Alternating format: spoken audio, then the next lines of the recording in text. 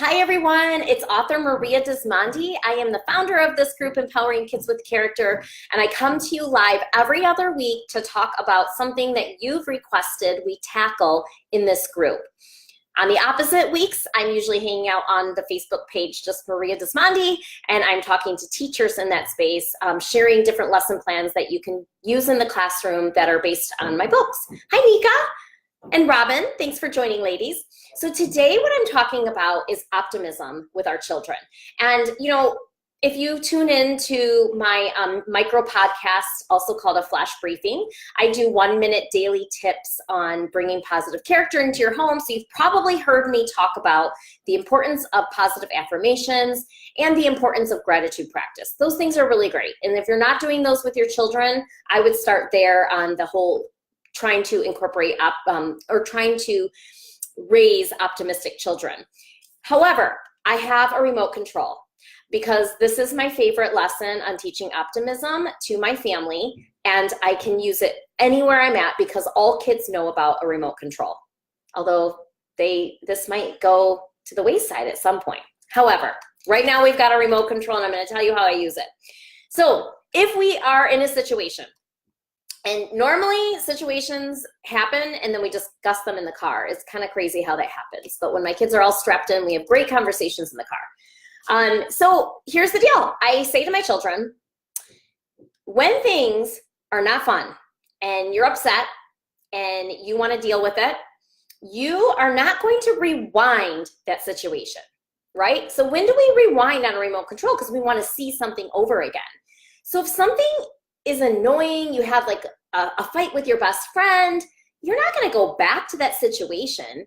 And if you do go back to that situation, it brings those feelings back to you. So for example, you and your friend have an argument and you deal with it on Monday.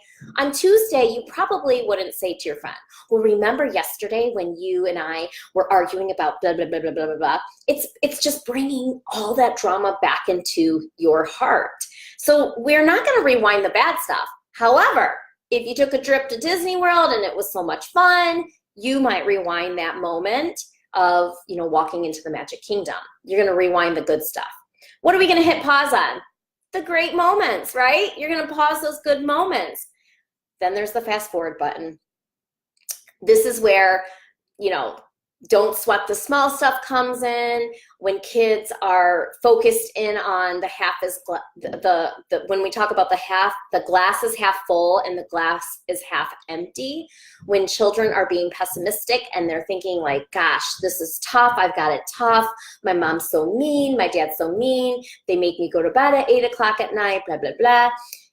That negativity can really weigh your heart down. And so this is what we talk about. We talk about how it can really make you feel suffocating. It can make you feel like you're suffocating. I think I've had too much coffee today.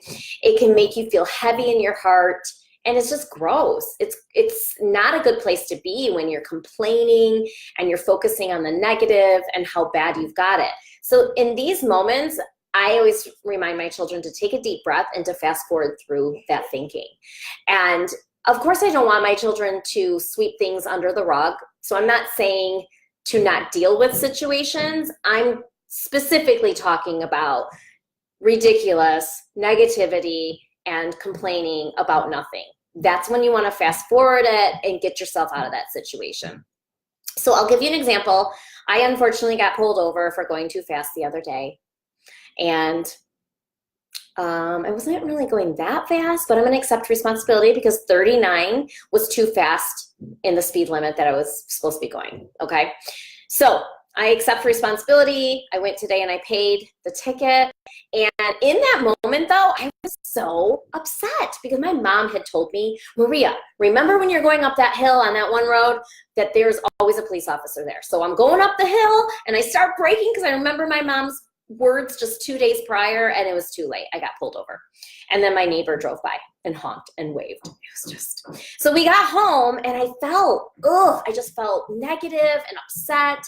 And I said to the kids, I'm like, I got to fast forward through this. I want to fast forward through this. I don't want it to ruin the rest of my night. So we put on a video on YouTube, and it was Groove 3. We like to do these groove dances. And the kids and I started dancing. And that made me feel better, and I was able to fast forward through that moment. So using, if you're just tuning in now, using a remote control to help kids be optimistic, to help them get through negativity, and to fast forward the negativity and the complaining, to pause on the really good stuff and to rewind the awesome stuff as well.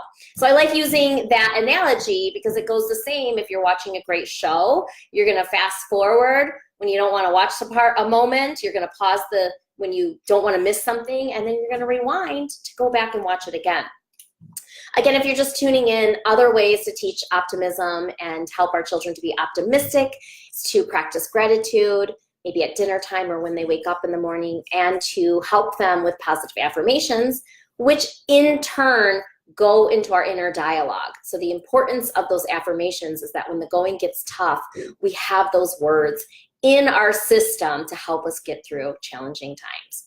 All right, if you have any other ideas on teaching optimism to our children, I'd love for you to leave those ideas in the comments below. I just wanted to share something that worked for us and our family, and that works for me as a grown-up as well. Hi, Emily and Karen. Karen, it's about time. Will you reach out to me? I miss you. Come on. I miss you, girl. All right, everyone. Thanks so much for tuning in. If you want more tips like this, totally check out the Empowering Kids with Character micro podcast. You can binge listen to an entire month's worth in 30 minutes because each episode is only 30 minutes long. If you have an iPhone, you just click on this right here, this little purple icon right there, and then you can search Empowering Kids with Character. It's totally free, and I'm not gonna lie, the tips and the ideas are really great, and I don't come up with all of them myself. I have a team member, NJ, who helps me come up with them, and NJ's been doing such a great job. Like, she had an idea for family movie night, and I jumped on the bandwagon. I'm like, oh my gosh, our family has to watch this movie. And so it helps take the work out of positive parenting. You can get these ideas at your fingertips. Okay, talk to you soon. Bye-bye.